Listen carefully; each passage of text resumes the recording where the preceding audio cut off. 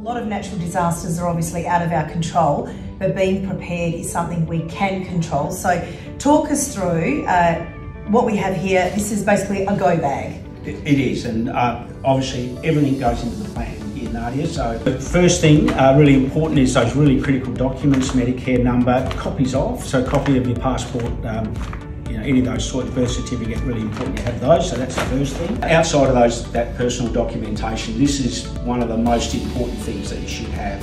Why you're going to need this battery-operated AM radio is to cover off those times that the power gets lost. You might not have mobile phone coverage, and you also might not have access to the internet. Battery-operated torch, absolutely critical. First aid kit, make sure you've got that in case something happens to you along the way, and then a range of toiletries, any other medication that you might need, particularly prescription medication is really important, Nadia. Anything you might need for babies, infants, certainly formula, any of that sort of thing that you might need, make sure you've got that in there.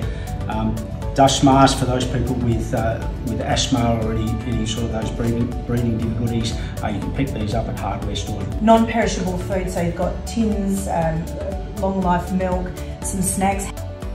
No matter where you are in the state, Nadia, now's the time. Sit down as a family and get your kit ready to go that matches to the size of your family. The My Bushfire Plan provides that opportunity for you to step through that process, put in some emergency contact details to make sure that we can access those people and make sure that you're safe.